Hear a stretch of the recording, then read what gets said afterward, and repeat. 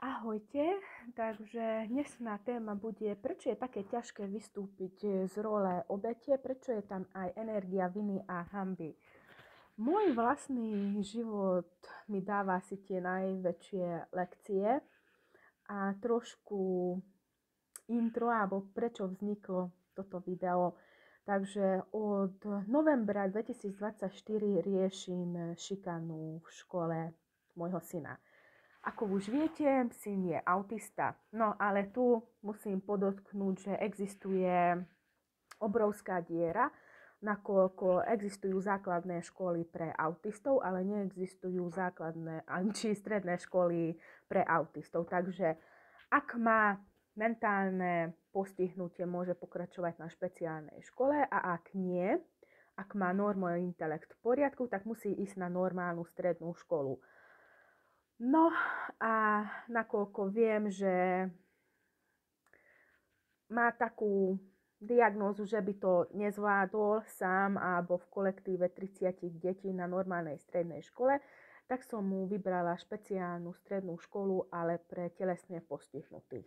Aj škola vie, že oni nie sú špecializovaní pre autistov, a ja som to vedela, ale kompromis. No, nejaký kompromis. No a v novembri prišiel do triedy nový žiak a už odtedy to riešim a celé to sa vyhrotilo koncom januára. O tom natočím ešte zvlášť video, ale pri tom rozhovore alebo pohovore, alebo ani neviem, ako to nazvať, prišli takéto vnemy.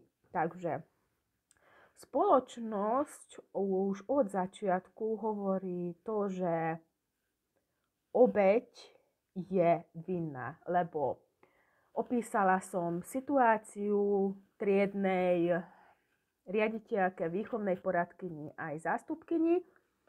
No a išla som tam ako obeť matky. Veď môjho syna šikanujú. No a bola pozvaná aj matka agresora na tento rozhovor, ako to nazvem. A celé sa to obrátilo tak, že môj syn narušuje chod vyučovania tým, že humká. Tak každý autista má svoje typické správanie. Niekto chodí, niekto si humká, niekto si niečo opakuje. Je to jeho diagnóza, ja to neviem zmeniť. Takže z obete som sa stala, alebo môj syn sa stal vinníkom. No a takto som si sadla, boli tam emócie strašné aj potom, tak som si to trošku nechala odležať, preto to teraz nahrávam, ale nedá mi to nehovoriť o tom. Takže v spoločnosti už odjak živa existuje také presvedčenie, že obeť je aj vinná a obeť sa musí aj hanbiť. Stačí, ak sa pozrieme do histórie, stačí, ak si zoberieme nejaké prípady sexuálneho zneužívania a ako sa to riešilo v minulosti. V minulosti sa to riešilo, lebo žena sa obliekla vyzývavo, lebo sa usmiala, že prečo išla s tým mužom hore. Takže obeť má pociťovať aj vinu a musí sa za to hanbiť, čo urobila, lebo ona za to môže. No a tu sa tento vzorec ukázal aj v našom prípade, v prípade syna, alebo v prípade tejto diskusie, že jeho syn ako agresor preto napomína môjho syna, preto ho šikanuje, lebo on si humká a to ho irituje. Takže môj syn sa zrazu z obete stál vinníkom. A hovorím, ja viem o tom, že si humka. Humkal si už 18 rokov. Je to jeho diagnóza. To je ako keby niekto má nejakú poruchu reči, alebo niekto koktal, alebo sa zajakával, alebo ja fakt neviem, čomu to prirovnať, keď má napríklad Tourettov syndrom, že má neovládnateľné pohyby, že to nevie kontrolovať. A hovorím, ale dobre, ale to nie je dôvodom na to, aby sa mu niekto posmieval, aby to niekto jeho šikanoval, pretože si humka. Je tam rok aj pol, kým existovala trieda v starej zostave, s tým nebol problém. Prišiel ten nový žiak a práve jemu to vadí. Takže treba si uvedomiť aj to, že aj v spoločnosti, ale aj v našej minulosti, v našej histórii, že prečo je také ťažké vystúpiť z role obete.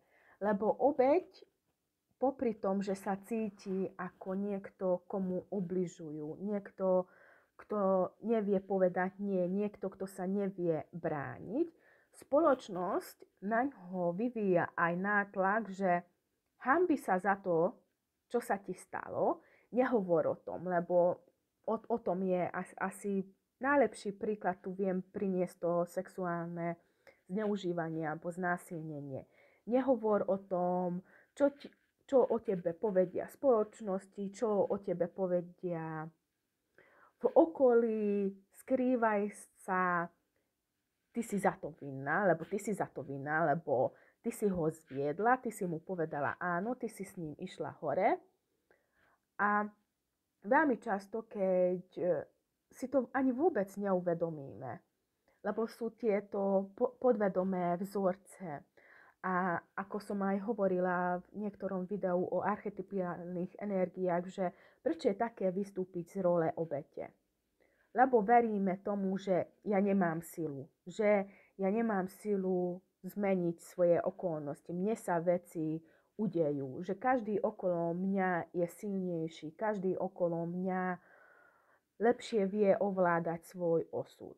Ale popri tom existuje aj taká veľmi hlboká energia viny a hanby, ktorú si ani vôbec neuvedomujeme, lebo to sú podvedomé vzorce. Ale takto to funguje, že ja to neviem vyriešiť, aj sa hanbím, že prečo sa to stalo, lebo keď ide napríklad o domáce násilie, tak hneď áno, má pravdu, som nešikovná, nevedela som to tak urobiť, zaslúžila som si tú facku, alebo to ponižovanie, alebo to kritizovanie a neuvedomujeme si, že tam nefunguje len energia obete, alebo ten archetypálny vzor obete, ale sa s tým spája aj energia viny a hanby a preto je niekedy veľmi ťažké vystúpiť z tejto role a uvedomiť si, že čo sa so mnou deje. Takže asi toľko k tomu, ale nahrajem ešte video, čo sa týka šikanovania, lebo mi to nedá, lebo naozaj každý o tom hovorí, že pohovorme si o tom, riešme to ticho a ja nebudem ticho, lebo ma to nevá. Sare. A stojí za to o tom hovoriť otvorene, bez udania mien, ale je to naozaj neskutočné, čo sa deje, aj keď sa pozrieme na to, čo sa dialo v jednotlivých školách, že áno, máme krásne zákony, krásne smernice, krásne reportáže o tom, že riešme šikanu. Ale nefunguje to. Lebo zabúda na ľudský faktor, zabúda sa na riaditeľov, na učiteľov, na rodinu agresora, na rodinu obete. Zabúda sa na ľudský faktor pri tej šikane. Takže pokračujem ďalej. Ahojte.